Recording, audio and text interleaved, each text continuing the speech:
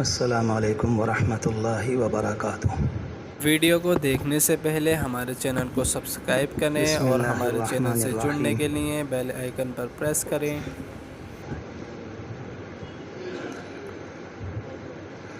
الحمد للہ وکفی وسلام علی عبادہ الذین اصطفی، اما بعد۔ اعوذ باللہ من الشیطان الرجیم، بسم اللہ الرحمن الرحیم۔ قد افلح من زکاہا وقد خاب من دساہا، صدق اللہ العظیم۔ وقد قال النبی صلی اللہ علیہ وسلم، اللہم آت نفسی تقواہا وزکیہا انت خیر من زکاہا انت ولیجہا ومولاہا، او کما قال علیہ الصلاۃ والسلام۔ اللہم صلی علی سیدنا محمد وعلی آل سیدنا محمد وبارک وسلم، صلی اللہ علی النبی الأمی، صلی اللہ علی النبی الأمی۔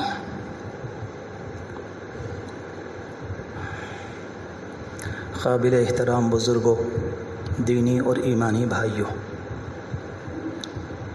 آپ بھی دعا کیجئے، میں بھی دعا کروں، اللہ تبارک و تعالی اس مجلس کو ہمارے لیے نفع کا ذریعہ بنائے۔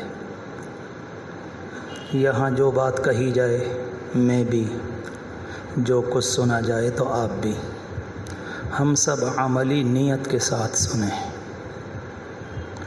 کہنا اور سننا دنیا میں بہت ہو رہا ہے، اور شاید آپ کو پتہ ہو دوسرے دینوں کے ماننے والوں میں تقریر کرنے والے معمولی نہیں ہیں، گھنٹوں کی تقریر کرنے والے موجود ہیں، یہودی ہوں یا عیسائی ہوں۔ وہ اپنی بات جب کہنے پر آتے ہیں تو انہیں بلا کی قدرت ہے، اور بھرپور طریقے پر دنیا میں اپنی بات کو رکھنا جانتے ہیں۔ مگر ہمارا اور آپ کا معاملہ دنیا کی دیگر قوموں سے الگ ہے۔ یہاں مسئلہ زیادہ کہنے اور سننے کا نہیں، مسئلہ عملی جذبے کا ہے اور صحیح نیت کا ہے۔ ہر جمعے کو ایسے ہی گزارا جیسے کہ سارے لوگ جمعے کو گزارتے ہیں، تو یہ کوئی گزارنا نہ ہوا، بلکہ یوں کہا جائے کہ ایسے اللہ کے بندے کو تو یہ بھی پتہ نہیں کہ جمعہ ہے کیا۔ آئے، نہا لیے، دھو لیے، کپڑے پہن لیے، جمعے کی نماز پڑھ لی۔ اگر اس کے علاوہ جمعے کے دن کچھ اور نہ ملا تو یہ اللہ کا بندہ تقریباً خالی دامن رہا، اسے کچھ پتہ نہیں۔ نبی اکرم صلی اللہ علیہ وسلم جو دین لے کر آئے، اس میں ہمارے اور آپ کے لیے رہنمائی ہے، زندگی گزارنے کا طریقہ ہے، صبح گزارنے کا طریقہ بھی ہے اور شام گزارنے کا طریقہ بھی، اور جمعہ گزارنے کا طریقہ۔ رات کا کون سا حصہ زیادہ قیمتی ہے، اسے کیسے گزارا جائے، یہ بھی دین بتاتا ہے۔ دنیا کا کوئی دین اتنی باریک باتیں نہیں بتاتا ہے، نہ بتا سکتا ہے، نہ اس میں صلاحیت ہے۔ یہ تو اللہ کے رسول علیہ السلام نے اللہ کے دیے ہوئے علم سے دنیا کے سامنے یہ حقیقت کھولی، ورنہ میرے اور آپ کے لیے تو رات کا اندھیرا ایک سا تھا، مغرب بعد شروع ہوتا ہے، فجر میں ختم ہو جاتا ہے۔ ہمیں آپ کو کیا معلوم کہ رات کا آخری حصہ کتنا قیمتی ہے، کہ اللہ اپنی شان کے مطابق آتا ہے اور اپنے بندوں کو پکارتا ہے۔ اگر آپ نہ بتاتے تو ہمیں اور آپ کو کیسے معلوم ہوتا؟ لہذا یہ کہنا کہ بس ٹھیک ہے، چل رہا ہے، یہ تو ناسمجھی اور ناواقفی کی بات ہے۔ کچھ حقیقتیں وہ ہیں جو اللہ کے رسول علیہ السلام نے کھول کر بیان کر دی، کچھ وہ ہیں جن کو آپ نے اشاروں میں بیان کیا۔ ان کے غلاموں کا، ان کی بات کے ماننے والوں کی ذمہ داری ہے، جو لوگ ان کی بات کو مان کر چلنے کا عہد کر چکے، کہ وہ آپ کی ایک ایک بات کو مانیں۔ بات ہماری سمجھ میں 100% آئے تو بھی، نہ آئے تو بھی، کیونکہ اللہ نے انہیں جتنا علم دیا تھا پوری دنیا میں اتنا علم کسی کو نہیں ملا، اور ضروری نہیں ہے دنیا کے سارے بندوں کو ساری باتیں معلوم ہو جائیں۔ ڈاکٹر کون سی دوا کب کس کو دیتا ہے مجھے اور آپ کو تو نہیں معلوم، لیکن ہم اس کی بات پر اعتبار کرتے ہیں۔ اللہ کے رسول علیہ السلام نے جتنی حقیقتوں کو کھولا، حدیث شریف میں کتنی تاکید سے فرمایا ہے کہ جمعے کے دن تم کو سورہ کہف پڑھنی چاہیے۔ ذرا پڑھ کے دیکھیں کتنی حدیثیں، کہیں فرمایا پوری سورہ کہف، کہیں فرمایا کہ جو کوئی اسے پڑھے گا دجال کے فتنے سے محفوظ رہے گا، کہیں فرمایا کہ یہ سورت اس کے لیے نور بنے گی، کہیں فرمایا اگلے ہفتے تک محفوظ رہے گا۔ مختلف طرح سے، مختلف اداؤں سے، کسی طرح سے بات دل میں آ جائے۔ ایک ماں اپنے بچے کو سمجھانے کے لیے ہزار جتن کرتی ہے، شفیق ماں۔ اللہ کے رسول علیہ السلام نے امت کو بنانے کے لیے کھربوں کھربوں جتن کی۔ کسی طرح سے تمہاری سمجھ میں بات آئے تو اس کے بعد بھی کوئی اللہ کا بندہ نہ جانے تو پھر ظاہر ہے کہ جو میدان قیامت میں اس کے سامنے آئے گا سو آئے گا۔ میں نے درخواست کی کہ جمعے کا کوئی دن ہم سے اور آپ سے ایسے نہ جائے کہ میرا اور آپ کا دامن خالی رہ جائے۔ جو باتیں بتائی ہیں ان پر عمل کریں گے تو دامن بھرے گا۔ تنہا کہنا، تنہا باتیں، نہ اس سے کبھی ہوا ہے نہ کبھی کچھ ہونے والا ہے۔ یہ تو سب سے آسان کام ہے، میں نے آپ سے کچھ کہہ دیا، آپ نے احترام محبت کے ساتھ سن لیا اور اس کے بعد چلے گئے۔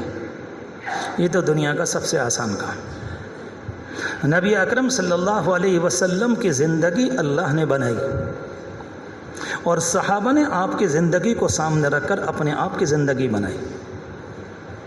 آپ سے نماز بھی سیکھی، آپ سے روزہ بھی سیکھا، آپ سے حج بھی سیکھا، آپ سے رات کا رونا بھی سیکھا، زیادہ زور سے نہ ہنسنا یہ بھی آپ سے سیکھا، کتنی لمٹ تک ہم مسکرا سکتے ہیں یہ بھی آپ سے سیکھا۔ کیا دنیا میں کسی آدمی نے کسی کی تصویر کھینچی ہوگی جو صحابہ نے اپنی آنکھوں سے کھینچ کر اپنے دل میں محفوظ کی؟ پورے اطمینان سے ہر صحابی یہ کہا کرتا تھا کہ اللہ کے رسول علیہ السلام ایسے کرتے تھے، ایسے چلتے تھے، ایسے بولتے تھے، گویا کہ پوری زندگی کو محفوظ کر لیا۔ اللہ کے رسول علیہ السلام کو رب العالمین نے اس دنیا میں سب سے بہتر بنایا ہے، بالکل پاک اور صاف۔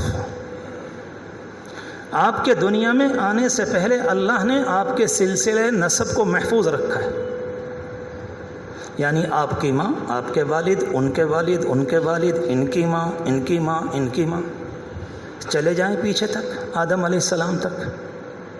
تاریخ بتاتی ہے کہ آپ کی ماں کا سلسلہ نسب نامہ اور آپ کے والد کا بالکل محفوظ ہے، کیونکہ صدیوں کے بعد ایک ایسا اللہ کا بندہ آنے والا تھا جس کے مقدر میں اور جس کی قسمت میں اللہ تبارک و تعالی نے یہ طے کیا تھا کہ یہ سید الاولین والآخرین ہوں گے، وہ بالکل پاک صاف، ماں بھی محفوظ اور باپ بھی محفوظ۔ لیکن جو بات عرض کرنی ہے، آپ دنیا میں تشریف لائے بالکل صاف، عام بچے جیسے دنیا میں آتے ہیں اس طرح سے آپ نہ آئے، کسی طرح کی کوئی گندگی نہیں۔ اور ابھی چند سال کے تھے جس زمانے میں اپنی دودھ پلانے والی ماں کے ہاں بچپنے کے دن گزار رہے تھے، اللہ کی طرف سے 2 فرشتے آئے، انہوں نے جنگل میں لٹایا، آپ کے سینے کو چاک کیا، آپ کے دل کو چاک کیا، اس کے اندر کوئی چیز تھی اس کو نکال کے پھینکا، جنت سے اللہ کی طرف سے نور آیا اور آپ کے دل میں بھر دیا گیا۔ کتنا انتظام کیا ہے رب العالمین نے آپ کو پاک صاف ستھرا بنانے۔ پھر فرشتے چلے گئے اور جب وہ گئے ہیں تو آپ جب کھڑے ہوئے تو گھبرا رہے تھے، بچے بھاگ کر ماں کے پاس گئے کہ آج پتہ نہیں کیا ہوا ہے۔ ایک مرتبہ بچپنے میں، ایک مرتبہ 10 سال کی عمر میں، ایک مرتبہ نبوت سے پہلے، اور لکھنے والوں نے لکھا ہے کہ ایک مرتبہ شب معراج اوپر جانے سے پہلے، تقریباً 3 مرتبہ پر اتفاق ہے، چوتھی مرتبہ بھی بعض لوگ کہتے ہیں۔ کتنی صفائی کی ہے رب العالمین نے اس دل کی۔ جب ہماری اور آپ کی زندگی جب بدلاؤ پر ہوتی ہے، کسی بچے کی زندگی 1 2 3 4 5 6 یہ زندگی کے بدلاؤ کے نہیں ہوتے، لیکن جب چھوٹا بچہ 10ویں سال میں 9ویں سال میں پاؤں رکھتا ہے، یہ نفسیات کے بدلنے کا زمانہ ہوتا ہے، اور جب بچہ اس سے آگے جوانی کی طرف کو چلتا ہے تو یہ اور بدلنے کا زمانہ ہوتا ہے، اور جب انسان اور آگے چلتا ہے تو بدلنے کا ہے، جہاں سے زندگی میں چینجنگ آتی ہے، تبدیلی۔ ایسا لگتا ہے کہ رب العالمین نے ہر موڑ پر آپ کی زندگی کو صاف کیا۔ کتنی پیار بھری زندگی۔ شاید اس سے پہلے میں نے آپ سے بیان نہ کیا ہو، تقریباً دنیا کے سارے علماء کا اتفاق ہے کہ اللہ کے رسول علیہ السلام کا پیشاب اور آپ کی دوسری چیز بالکل پاک تھی۔ جذبات میں نہیں کہہ رہا ہوں، اس سوچ کر کہہ رہا ہوں، سنا نہ ہوگا آپ نے، ساری دنیا کے علماء کا اتفاق ہے۔ اس اللہ کے بندے کو اللہ نے اتنا پاک بنایا تھا۔ اب آپ خود سوچ لیں، تقریباً ساری دنیا کے علماء کا اتفاق ہے، جس اللہ کے بندے کی پاکی کا یہ حال ہو تو وہ خود کتنا پاک ہوگا۔ ایک موقع پر آپ کے جسم مبارک سے خون نکلا، ایک صحابی سے آپ نے فرمایا کہ جا کے کہیں زمین میں دبا کر آ جاؤ، وہ گئے اور لوٹ کر آئے۔ ان کے چہرے سے لگا کہ شاید انہوں نے وہ کام نہ کیا جس کام کے لیے بھیجا گیا تھا۔ آپ نے پوچھا کام کر دیا؟ کہ جی اللہ کے رسول، محفوظ کر دیا، حفاظت کر دی میں نے۔ کہا کہ ایسا لگتا ہے معاملہ کچھ اور ہے۔ پتہ چلا کہ وہ اللہ کا بندہ آڑ میں گیا اور اللہ کے رسول علیہ السلام کے خون کو پی کر آ گیا کہ میری طاقت نہیں ہے کہ میں آپ کے خون کو زمین میں دفن کروں۔ تب آپ نے یہ جملہ فرمایا، جس کے اندر نبی کا خون چلا گیا اللہ جہنم کی آگ کو حرام کر دے گا۔ اللہ اکبر۔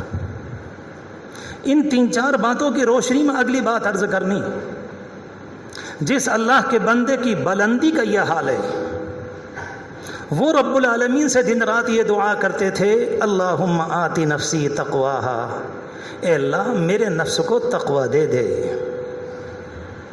وَزَكِّهَا أَنْتَ خَيْرُ مَنْ زَكَّاهَا، اور میرے دل کو صاف کر دے۔ جس اللہ کے بندے کو رب العالمین نے صاف اور صاف اور صاف بنایا، جس سے بڑھ کر صفائی انسانی ذہن کے تصور میں نہیں آ سکتی، اتنا پاک بنایا کہ پوری مخلوق میں اتنا پاک کسی کو نہیں بنایا۔ اس کے بعد رب العالمین صاحب یہ فرما رہے ہیں کہ اللہ میرے نفس کو پاک کر دیجئے اور مجھے تقوی دے دیجئے۔ اللہ اکبر۔ انبیاء علیہم السلام اللہ کو سب سے زیادہ جاننے والے ہوتے ہیں، وہ جانتے ہیں کہ ان کے دربار کے لیے تقوی کتنا چاہیے۔ میری اور آپ کی آنکھیں اتنی نہیں، میرا اور آپ کا ذہن اتنا نہیں، میرا اور آپ کا علم اتنا نہیں، اس لیے تھوڑا سا کام کیا اس پر مطمئن ہو کر بیٹھ جاتے ہیں۔ انہیں رب العالمین نے عالم آخرت دکھایا ہوتا ہے، انہیں بتایا ہوتا ہے کہ کس کام کی بنیاد پر یہاں ترقیاں ملتی ہیں اور کن کاموں کی بنیاد پر انسان یہاں آ کر تباہی کا شکار ہوں گے۔ ان اللہ کے بندوں کو اللہ نے یہ علم دیا ہوتا ہے، انہیں پوری بات معلوم ہے، اس لیے رب العالمین سے بھیک مانگتے ہیں۔ ان 2 باتوں کے بعد عرض کروں، اللہ تبارک و تعالی نے کلام پاک میں ایک موقع پر تقریباً 10 سے زیادہ قسمیں کھائیں۔ سچی بات یہ ہے کہ ایک دفعہ کو دل لرز جاتا ہے کہ میرے اللہ آپ 10 قسمیں کھا کر کہہ رہے ہیں؟ دنیا میں کون سا ماں کا جنا ہے جس کو کسی ماں نے پیدا کیا اور وہ آپ کی بات کا انکار کرے؟ جس زمانے میں قرآن مجید کے اندر والتین والزیتون نازل ہوئی تھی، اس موقع پر اس سورت کے اندر بھی چند قسمیں ہیں، والتین والزیتون وطور سینین وہذا البلد الامین، یہ سب قسمیں ہیں، اس کی قسم، اس کی قسم، اس کی قسم۔ ایک سیدھے سادے دیہاتی مسلمان کہنے لگے کہ اللہ کون شکی ہے جو آپ کی بات میں شک کر رہا ہے، جس کی بنیاد پر آپ کو قسم کھانی پڑ رہی؟ بولے کون شکی ہے وہ؟ میرے مالک اگر آپ یوں ہی فرمائیں تب بھی دنیا مانے گی، اور اگر نہیں مانے گی تو جائے گی کہاں؟ اس کے لیے کوئی راستہ تو ہے نہیں۔ یہ تو دنیا بھی چمک دمک ہے، آج کون ہے، کل کون ہے، پرسوں کون ہے، کون بادشاہ، کون وزیر، کون کیا ہے، یہ تو دنیا کی چمک دمک ہے۔ اور اللہ کی نگاہ میں یاد رکھیے گا، اس دنیا کی حیثیت مچھر کے پر کے برابر نہیں، یہ تو کچھ ہی نہیں۔ کل میدان قیامت میں ایک لمبا چوڑا آدمی رب العالمین کے سامنے لایا جائے گا اور رب العالمین کی نگاہ میں مچھر کے پر کے برابر بھی اس کی اوقات نہیں ہوگی. اس دنیا کا کیا ہے؟ جو دن رات زیادہ رب العالمین کو برا بھلا کہتے ہیں، اس دنیا میں تو ہم دیکھتے ہیں کہ ان کے مزے آ رہے ہیں. جو جتنا بدتمیز ہے اس کے زیادہ مزہ آ رہے ہیں. مسئلہ دنیا کا نہیں ہے. اللہ تبارک و تعالی نے جو کچھ کلام پاک میں فرمایا اس کا. تو ایک موقع پر قرآن مجید میں رب العالمین نے 10 کے اوپر قسمیں کھائیں. وقت زیادہ ہو جاتا ہے، میں ان قسموں میں تو نہیں جاتا. واللیل اذا یغشا والنہار اذا تجلی، سورج کی قسم، چاند کی قسم، زمین کی قسم، آسمانوں کی قسم، رات کے آنے کی قسم، رات کے ڈھانے کی قسم. اللہ اکبر. اور اس کے بعد 2 باتیں رب العالمین نے فرمائیں.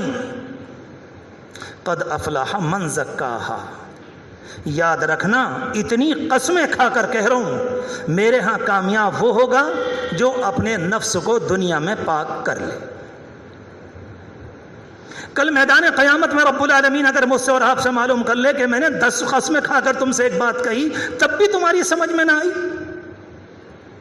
اس سے بڑی بات ہو کیا سکتی کہ رب العالمین 10 قسمیں کھا کر کہہ رہا، اس سے بھی اوپر کہ کامیاب ہے وہ اللہ کا بندہ جس نے اپنے جی کو پاک کر لیا. میرے اور آپ کا ایک جسم کا حصہ ہے، میرے اور آپ کے اندر ایک روح کا حصہ ہے، نمبر 3 نفس کا حصہ ہے. اگر میں آپ سے اردو زبان میں اس کا ترجمہ کروں تو جیسے ہم اور آپ کہتے ہیں ہمارا جی کہہ رہا ہے. یہ جی کیا آئٹم ہے، کیا چیز ہے یہ جی؟ اسی کو تو نفس کہتے ہیں. کبھی کبھی انسان کا پیٹ بھر جاتا ہے، کچھ طبیعت اور چاہ رہی تو کیا کہیں گے آپ کے کھانے کا آپ کی روح سے کوئی تعلق نہیں. اسے یہ لقمے، یہ روٹی، یہ کھانے، یہ مرغن، یہ کپڑے نہیں چاہیے. آپ کی روح کا مطالبہ نہیں ہے. رہا آپ کا جسم تو آپ خود کہہ رہے ہیں کہ پیٹ بھر گیا. اب کیا چیز ہے جو اندر سے کہہ رہی کہ کچھ اور؟ یہ جی ہے، یہ نفس ہے. اور اس کا حال یہ ہے کہ یہ انسانوں کو بگاڑنے میں نمبر 1 کی طاقت رکھتا ہے. اس لیے قرآن مجید کے اندر یہ بات کہی، جس نے اسے پاک کر لیا وہ ہے ہمارے ہاں کامیاب، اور جس نے اس کو گندا کر لیا، اس کی گندیوں کو ڈھک دیا، جس نے اس کا ستیہ ناش کر لیا، اس کو گندا کر لیا، برا کر لیا، سڑا لیا، اللہ کہتا وہ ناکام ہے. رب العالمین نے میرے اور آپ کے اندر کچھ چیزیں ایسی بنائی، اگر کوئی اللہ کا بندہ اس دنیا میں اچھا بننا چاہے تو بن سکتا ہے. اور اللہ تعالیٰ کہتا ہے اتنا اچھا بن سکتا ہے کہ ملائکہ بھی اس پر رشک کرتے ہیں، فرشتے. کیا انسان ہے، کیا انسان. جس موقع پر آدم علیہ السلام کو بنایا گیا تھا، اس موقع پر فرشتوں نے ایک بات کہی تھی، اللہ آپ کس کو بنا رہے ہیں؟ اس کا مزاج، اس کا خمیر، اس کی تیاری یہ کہہ رہی ہے یہ تو زمین میں یہ کرے گا، یہ کرے گا، یہ کرے گا. اللہ تعالیٰ نے فرمایا تھا انی اعلم ما لا تعلمون، میں جانتا ہوں تم نہیں جانتے. آگے چل کر دنیا بسی، اللہ کے بندے آئے، نبی آئے، حضور پاک علیہ السلام آئے، پھر صحابہ کرام آئے. آپ ذرا سوچیں، یوسف علیہ السلام کے متعلق ایک عورت نے بند کمرے میں پوری طاقت جھونک دی، اور اللہ کے بندے کا حال یہ ہے کہ نگاہ اٹھانے کو تیار نہیں. ہاتھ لگانے کی بات تو الگ رہی، گندے کام کا ارادہ، پکے طور پر گندا کام کرنے کا ارادہ، یہ تو تصور میں بھی نہیں. نگاہ اٹھانے کو تیار. اور یہ بڑی سوسائٹیاں جو ہوتی ہیں، جب لوگ انسان ایسے لوگوں کی بات نہ مانے تو پھر یہ ٹارچر کرتے ہیں، رسوا کرتے ہیں، دھمکیاں دیتے ہیں. اس زمانے کی ساری بیگمات کو بلایا گیا اور سب کے ساتھ وہ معاملہ ہوا جو ہم اور آپ سنتے چلے آئے قرآن مجید کی آیت کے مطابق. اس موقع پر اس عورت نے کیا کہا تھا؟ وَلَئِن لَّمْ يَفْعَلْ مَا آمُرُهُ لَيُسْجَنَنَّ وَلَيَكُونًا مِّنَ الصَّاغِرِينَ. بھری مجلس میں اس زمانے کی وہ عورت، اس زمانے کی وہ خاتون جس کے ہاتھ میں سب کچھ تھا، انہوں نے کہا کہ میں نے اس کو یہ کرنے کی کوشش کی مگر اس نے میری بات کو نہیں مانا، اگر آئندہ نہیں مانے گا جیل میں سڑوا دوں گی. ہائے ہائے، جیل میں سڑوانا کس بنیاد پر؟ تمہیں زناکاری کرنی پڑے گی. جی دنیا اسی موڑ پہ آ گئی. آج زناکار باعزت ہے، پاک دامن کو نیچا جانا جاتا ہے. غیر نہیں، میں اور آپ ہی اسی ذہن سے تولتے ہیں. غیروں کی بات مت کیا کرو کہ یہ ان سے متعلق ہو گئی، یہ ان سے متعلق، یہ ان سے، اور ہم پاک دامن۔ اللہ کرے کہ ایسا ہو، اللہ کرے کہ ایسا۔ 2 جملے اس اللہ کی بندی نے کہے تھے کہ اسے جیل کے اندر ڈلوا دوں گی، وَلَا يَكُونًا مِنَ الصَّاغِرِينَ، اور پھر یہ رسوا ہوگا۔ آپ ذرا دیکھیں قرآن مجید میں وہ اللہ کا بندہ کیا کہتا ہے، قَالَ رَبِّ السِّجْنُ أَحَبُّ إِلَيَّ، میرے پیارے اللہ اگر زناکاری سے بچنے کے لیے جیل میں جانا پڑے تو جیل بھی مجھے پیاری ہے، بھیج دیجیے۔ ہائے، جیل کی سلاخیں اتنے پیار سے دنیا میں اگر کسی نے مانگی ہیں تو یوسف علیہ السلام نے مانگی۔ جس جیل سے دنیا پناہ مانگتی اس کی سلاخوں سے لرزہ آتا ہے، اور کہیں اور کی نہیں، قرآن کی گواہی ہے۔ تنہا اس زمانے کی بے حیائی اور اس زمانے کی عورت کے حملوں نے اور اس زمانے کے خواتین کے پلانوں نے اس اللہ کے بندے کو مجبور کیا کہ اس اللہ کے بندے نے اللہ سے یہ دعا کی، اللہ جیل بھیج دیجئے۔ بہت اچھا ہے، کم از کم ان سے پیچھا تو کٹے گا۔ اب ذرا سوچیں آپ، اللہ تبارک و تعالیٰ نے جب انسان کو بنایا تھا اس موقع پر فرشتوں نے کہا تھا جب یوسف علیہ السلام بچے ہوں گے تو رب العالمین نے کیا فرشتوں سے یہ بات نہ کہی ہوگی، میں نے تم سے کچھ کہا تھا، یہ انسان جب ترقی پر آئے گا تو آسمانوں کو پار کر جائے گا۔ فرشتوں کا کیا کمال ہے، ان کے اندر گڑبڑ کرنے کا امکان نہیں، بے حیائی کا امکان نہیں، گناہ کا امکان نہیں، برائی کا امکان نہیں، کچھ ہی نہیں۔ کمال تو اس اللہ کے بندے کا ہے جس کے اندر پورے برائی کا امکان ہے۔ اگر میں برائی کرنا چاہوں تو کر لوں، اور اس کے بعد وہ اپنے آپ کو بچا لے۔ یہ ہے رشک ملائکہ، جس پر فرشتے بھی آنکھیں پھاڑ کر دیکھتے ہیں یہ کون اللہ کا بندہ ہے۔ میں نے عرض کیا کہ اللہ تبارک و تعالیٰ نے قسم کھا کر یہ بات فرمائی کہ کامیاب ہے وہ۔ اللہ نے میرے اور آپ کے اندر دونوں باتیں رکھی۔ کوئی انسان اپنے آپ کو بنانا چاہے تو رب العالمین کہتا ہے ہم نے تمہارے اندر بننے کی یہ پوری صلاحیت رکھی ہے۔ تم کل میدان قیامت میں آ کر گناہ کر کے یہ نہ کہہ سکو گے کہ اللہ آپ نے میرے اندر صلاحیت نہیں رکھی، میں کیسے بچتا گناہوں سے، آپ نے مجھے گندا بنایا، گندگیوں میں ڈال دیا، اس لیے میں گندا ہو گیا۔ اللہ کہتا نہیں، وَنَفْسٍ وَمَا سَوَّاهَا، قسم ہے نفس کی اور اس کے بنانے کی، ہم نے اس کے اندر دونوں صلاحیتیں رکھی۔ جو اللہ کے بندے اپنے آپ کو بناتے جو نہیں بناتے، اگر آپ اجازت دیں تو کہہ دوں جب یہ انسان بگڑنے پر آئے گا رب کعبہ کی قسم سور کو فیل کر دے گا۔ یاد رکھنا میرے جملے کو، اللہ کے گھر میں کہہ رہا ہوں، جب یہ انسان بگڑنے پر آئے گا دنیا کے شیر و چیتے کو فیل کر دے گا۔ وہ بھی ایک کے مارنے کے بعد دوسرا فوراً نہیں مارتے، پہلے ایک کو کھا لیتے ہیں، پیٹ بھر جاتا، کئی دن کے بعد کوئی دوسرا جانور شکار کرتے ہیں، مگر جب یہ انسان مارنے پر آتا تو ایک نہیں لاکھوں کو مار کر اس کی بھوک پوری نہیں ہوتی۔ یہ والی بات دنیا کے کسی درندے میں نہیں، اور یہ والی بات دنیا کے کسی جانور میں نہیں، اور اتنے گندے درجے کی ناپاکی تو خنزیر کتے میں نہیں۔ کون کہہ رہا ہے؟ قرآن مجید کہہ رہا ہے، میں نہیں۔ جب بگڑنے پر آئے گا تو اس کا یہ حال ہوگا کہ ساری دنیا کے جانور بھی اس سے شرما جائے۔ جو صورتحال ہے وہ آپ کے سامنے، مجھ سے کاہے کو تشریح کروا رہے ہیں جمعے کے مبارک دن میں؟ زناکاری اس کے 1000 طریقے، زندگی کا بگاڑ اس کے 1000 طریقے، بے حیائی کے اس کے 1000 طریقے۔ آج نوبت یہاں آ گئی، تکلیف کے ساتھ کہنا پڑتا ہے سگی بہن اپنے بھائی کی نگاہ سے محفوظ نہیں۔ وہ شیطان بھی کبھی کبھی اس کے سینے پر، اس کے چہرے پر نگاہ ڈالتا ہے۔ اگر تم نے ان کو گندا بنا لیا تو اس سے نہ تیری ماں بچے گی نہ تیری بہن بچے گی۔ تم کیا سمجھتے ہو کہ نگاہوں پر کنٹرول کر لیں گے؟ تم کوئی ولی کامل ہو گئے؟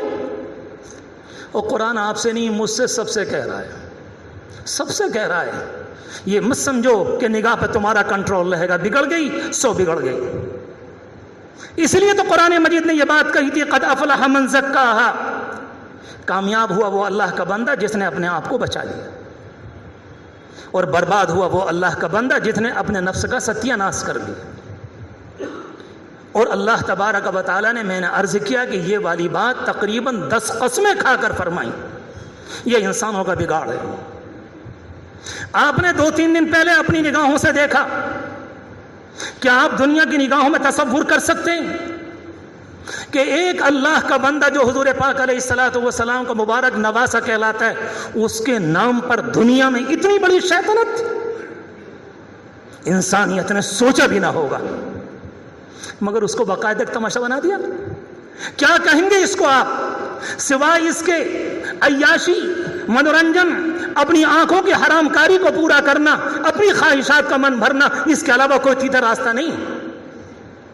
مگر نہیں، طاقت نہیں ہے کہنے کی۔ ہم کہتے ہیں دین اسلام دین رحمت ہے، دین اسلام دین رحمت ہے، دین اسلام دین رحمت ہے۔ دنیا میں ایک بھی نہ مانے گا کہ تم تو پورے شہر کو عذاب میں ڈالتے ہو، ہم کیسے مانیں کہ تمہارا دین دین رحمت ہے؟ کوئی ایک اللہ کا بندہ بھی نظر نہیں آتا کوئی ان سے یہ کہے کہ تم کر کیا رہے ہو۔ یہ صرف انسانوں کا بگاڑ، اس کے علاوہ کچھ نہیں۔ آج سے کچھ زمانے پہلے میاں سرائے کے علاقے میں مولانا ارشد مدنی صاحب تشریف لائے تھے۔ انہوں نے خود یہ بات کہی تھی کہ مجھ سے ایک مرتبہ ایک صاحب کی بات ہوئی جو یو پی کے اندر شراب کے سب سے بڑے کاروباری ہیں، کسی موقع پر کہیں ملے، پتہ نہیں بعد میں بات نکلی، کہنے لگے جتنی شراب ہماری 10 محرم کو بکتی ہے پورے سال اتنی کبھی نہیں بکتی۔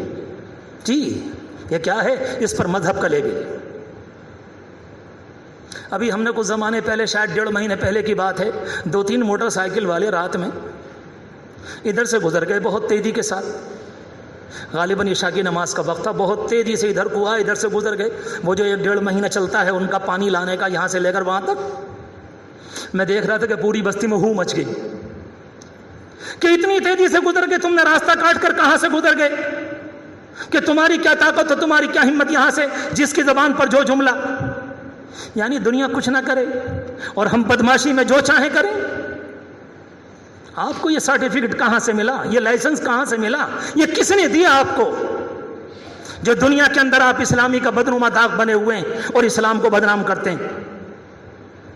میں صرف ایک بات عرض کر رہا تھا کہ انسان اگر بگڑے گا تو اس کا حال یہ۔ اللہ کے رسول علیہ الصلوۃ والسلام نے دل کی کچھ بیماریاں بیان کی، میں اس لیے عرض کر رہا ہوں، اور میرے پیار جوانوں آپ سے کھل کر کہہ رہا ہوں، جو بڑے ہیں ان سے احترام کے ساتھ اپنے آپ اپنے دل پر نگاہ رکھا کرو۔ یہ ہے اپنے دل کو پاک کرنے کا ذریعہ۔ آپ نگاہ رکھو گے تو نگاہ رہے گی، اور آپ نگاہ نہیں رکھو گے تو نگاہ نہیں رہے گی۔ پہلی بات اللہ کے رسول علیہ السلام نے ارشاد فرمائی، اگر کسی کے دل میں رائی کے دانے کے برابر، سوئی کی نوک کے برابر بھی اگر تکبر ہے، یہ انسان جنت میں نہیں جائے گا۔ وہ سب سے بڑے سچے ہیں اور ان کی بات بجائے، ساری دنیا مانے تب بھی بجائے، ساری دنیا نہ مانے تب بھی بجائے۔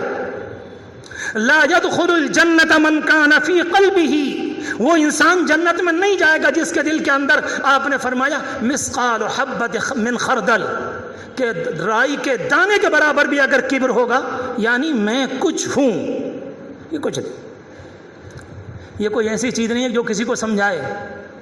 ہم سب آپس میں سمجھتے ہیں کہ میرے اس والے کام میں کتنا کبر ہے، کتنی بڑائی۔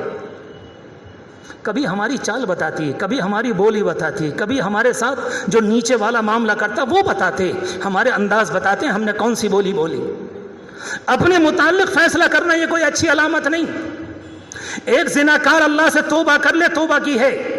ایک چوری کرنے والا اللہ سے چوری کی توبہ کر لے، رب العالمین قبول کرے گا۔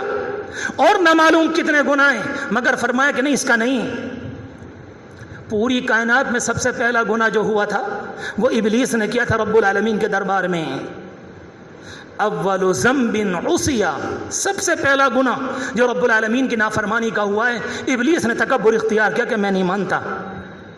کیوں نہیں؟ انا خیر من، میں بڑا ہوں، میں بہتر ہوں، کوئی چوری نہیں، کوئی زناکاری نہیں، کسی کی لڑکی کو نہیں اٹھایا، کوئی بدتمیزی نہیں کی، رب العالمین کے دربار میں ایک جملہ کہا تھا انا خیر، میں بہتر ہوں۔ اللہ فرماتا فما یکون لک ان تتکبر، نکل جاؤ یہاں سے، یہ جملہ یہاں نہیں چلا کرتا ہے۔ ہائے، اللہ کے رسول علیہ السلام نے فرمایا اللہ کی طرف سے العظمت ردائی والکبریاء ازاری، تکبر میری چادر ہے، اگر کوئی اس کو لینے کی کوشش کرے گا پھاڑ کر رکھ دوں گا۔ یہ اللہ کا ارشاد ہے۔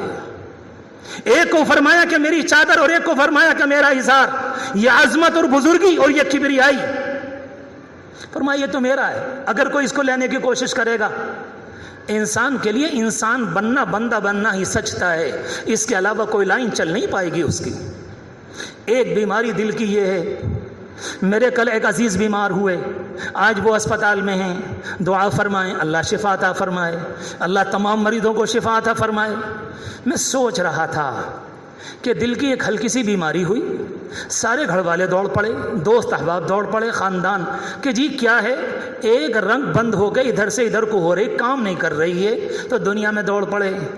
یہ تو ایک رگ کا مسئلہ ہے، جب میدان قیامت میں پہنچیں گے اللہ کہے گا تیرے دین کی تو ساری رگیں بند ہیں، صرف ایک رگ کی بنیاد پر پورے خاندان میں ہلچل ہو گئی، اور آئے دن ہوتی ہے خاندانوں کے اندر، صرف ایک رگ کی بنیاد پر۔ کہیں ایسا نہ ہو کہ بندہ چلا جائے، کہیں ایسا نہ ہو کہ انتقال ہو جائے، کہیں ایسا نہ ہو کہ بندہ مر جائے، یہی تو، اس کے علاوہ تو کچھ نہیں۔ لیکن آپ ذرا غور تو کرو، اللہ کے رسول علیہ السلام نے اللہ کی طرف سے بیان فرمایا، ایک بیماری دل کی اگر کسی کے اندر رائی کے دانے کے برابر بھی ہے تو جنت میں نہیں جائے، ایک بیماری۔ دوسری بات فرمائی کینہ، کسی اللہ کے بندے کے پیچھے پڑ جانا، اس کی خوشی سے خوش نہ ہونا، بغیر کسی وجہ کے پیچھے پڑ جانا کہ ہمیں اچھے نہیں لگتے، بس الرجی، مصیبت، پریشانی، ٹینشن، اس کو دیکھ کر خوش نہ ہونا، یہ کینہ کہلاتا ہے۔ حدیث شریف میں آتا کسی اللہ کے بندے کے دل کے اندر کینے کی بیماری ہوئی، رب العالمین شب قدر میں بھی اس کو معاف نہیں کرے گا، اور ایک روایت میں آتا کہ شب برات میں اس کو معاف نہیں کرے گا۔ اللہ فرماتا ہے میں نے سارے انسانوں کو پاک پیدا کیا، تم کون ہوتے ہو کسی کے متعلق کینہ پروری کرنے والے، اور کسی کے متعلق اپنے دل میں کینے کو بسانے والے، تم ہوتے کون؟ دو بیماریاں، اور تیسری بیماری بیان کی اللہ کے رسول علیہ السلام نے، انسان کے دل میں لالچ ہے، اللہ نے رکھی ہے، وَأُحْضِرَتِ الْأَنفُسُ الشُّحَّ، ہم نے انسان کے دل میں لالچ رکھی ہے۔ اگر لالچ نہ ہو تو گھر کیوں بنائے گا؟ لالچ نہ ہو تو اپنے بچوں کی تعلیم کی فکر کیوں کرے گا؟ یہ لالچ ہی تھے جو مجھ سے اور آپ سے کام کراتی، یہ کرو یہ کرو یہ کرو۔ مگر جب یہ لالچ حد سے آگے بڑھ جائے تو پھر انسان کی تباہی کا ذریعہ بنتی، پھر انسان کا گلا کاٹتا ہے، بچے ماں باپ کی موت کا انتظار کرتے ہیں، ایک بھائی دوسرے بھائی کے گردن کی فکر میں رہتا ہے، یہ تنہا لالچ کی بنیاد پر۔ خلاصے کے طور پر عرض کر دوں، اللہ تبارک و تعالی نے قرآن مجید کی آیات میں تقریباً 10 سے زیادہ قسمیں کھا کر یہ بیان فرمایا، ہم نے تمہارے لیے 2 باتیں رکھی ہیں، اگر تم اپنے آپ کو بناؤ گے تو بنا لو گے، خود بخود کام نہیں ہوگا، اگر تم اپنے آپ کو گندا کرو گے تو پھر یاد رکھو تم گندا کرو گے، اور گندا کرنے کے بعد تمہارے حصے میں سوائے تباہی کے کچھ نہیں آئے گا۔ اور بیماری کوئی ایک نہیں ہوتی، نفس کی بیماری تو ہزاروں ہیں، دل کی بیماری ہزاروں ہیں، تنہا ایک امام غزالی رحمۃ اللہ علیہ نے دل کی بیماریوں سے متعلق تقریباً اپنی کتاب میں 1000 پیج لکھے، 1000 صفحات، دل میں یہ بیماری، دل میں یہ بیماری۔ میرے پیاروں، میرے جوانوں، آپ سے تو خاص طور سے کہنے کا دل چاہتا ہے اور کھل کر کہنا چاہتا ہوں، ایسی مجلس کو پکڑو جہاں دل کی صفائی ہو، ایسی جگہ پہنچو جہاں اللہ راضی ہو، ایسی جگہ جاؤ جہاں قرآن کی تلاوت کی توفیق ملے، ایسی جگہ جاؤ جہاں دل کی غذا ملے، ایسی جگہ پہنچو جہاں ایسا لگے کہ واقعی آخرت کی تیاری کی کوئی فکر آئی۔ اکیلی دنیا، اکیلا کھانا، اکیلا پینا، یا کسی غیر مسلم کو اچھا لگتا ہے، کسی مسلمان کو زیب نہیں دیتا، یہ اس کی شان بھی نہیں ہے۔ اللہ تبارک و تعالی ہمارے اور آپ کے لیے تزکیہ کا انتظام فرما دے۔ میں نے شروع میں عرض کیا تھا، جمعے کو شاندار گزاریں، اچھے طریقے سے گزاریں، اہتمام کریں صلاۃ التسبیح کا، اہتمام کریں سورہ کہف کا، اہتمام کریں سنتوں کا، شاندار طریقے پر جمعے کو گزارنے کی کوشش کریں۔ اثرات پڑھتے ہیں، اگر آپ یہاں سے اچھا جمعہ گزار کر جائیں گے اور شام تک اس کا اہتمام کریں گے، اگلے جمعے تک انشاءاللہ زندگی میں برکتیں آئیں گی، عافیتیں آئیں گی۔ رب العالمین تو دینے کو تیار ہے، اللہ کہتا کوئی لینے والا بھی تو ہو۔ کوئی لینے والا؟ کتنے لوگ یہاں جمعے میں آتے ہیں. میں سچ کہتا ہوں آپ سے، کوئی اللہ کا بندہ کہتا ہے کہ لڑکا بیمار ہے، کوئی کہتا ہے بیوی کو کینسر ہے، کوئی کہتا فلاں ہو گیا، کوئی کہتا فلاں. میں کبھی کبھی تنہائی میں لے جا کر اس سے معلوم کرتا ہوں کہ سچ بتاؤ، تم رات میں آج تک اٹھ کر کتنی مرتبہ تم نے اللہ سے بھیک مانگی؟ تو منہ لٹکا لیتے ہیں، کہتے ہیں ابھی تک تو نہیں. میں نے کہا بیوی تمہاری، بھائی تمہارا، باپ تمہارے، تم ذرا خود تو سوچو کہ تم نے کیا دھولیا بنایا. تمہارے پاس اتنی فرصت نہیں کہ اپنی بیوی کے لیے، اپنے باپ کے لیے، اپنی اولاد کے لیے رات کو اٹھ کر مانگ لو. جب تم مانگنے کو تیار نہیں تو امت کیا تمہارے لیے مانگے گی؟ یوں تو امت سبھی کے لیے مانگتی ہے، لیکن اپنا حال تو سوچو. ڈوبے ہوئے ہیں، ٹوٹے ہوئے ہیں، حالات بھی خراب ہیں، ہر طرف سے امت گھری ہوئی بھی ہے، باطل نے قبضہ بھی کر لیا ہے، مگر اس کے بعد ایسا لگتا ہے آنکھیں سوکھ گئیں، رونے کو تیار نہیں. پھر تو الامان الحفیظ، اللہ ہی بہتر جانے ہمارے ساتھ کیا ہوگا. اللہ خیر کا معاملہ فرمائے، اللہ کرم کا معاملہ فرمائے. عاجزانہ درخواست ہے بہترین طریقے پر جمعے کو گزاریں، زیادہ سے زیادہ درود شریف، چلتے پھرتے اٹھتے بیٹھتے سنتوں کا اہتمام، سورہ کہف کی پابندی، صلاۃ التسبیح. اللہ کا شکر ہے بعض ملکوں میں جہاں کہیں جانا ہوتا ہے یہ چیز تو عجیب دیکھتی ہے، اپنے ہاتھوں کہتے کہتے کہتے ٹوکتے ٹوکتے شاید کچھ اللہ کے بندے ہو گئے. گھر کتنے پڑھتے ہوں میں نہیں کہتا، لیکن مسجد میں کتنے، 15 20 25 30، ورنہ دنیا میں الحمدللہ تقریباً یہ ماحول بن گیا. اگر 5000 ہوتے ہیں تو تقریباً 4500 سارے کے سارے سورہ کہف والے کہ پہلے آنے کا معمول اور نظام زندگی بنا لیا. اللہ تبارک و تعالی ہم سب کو توفیق مرحمت فرمائے. اللہ ہمارے نفس کا تزکیہ فرما دے. اللہ ہمیں ہر برائی سے محفوظ رکھے. اللہ ہمارے مریضوں کو شفا عطا فرمائے. اللہ ہمارے پریشانوں کی پریشانی کو دور فرمائے. اللہ ہمارے مرحومین اور مرحومات کی مغفرت فرمائے.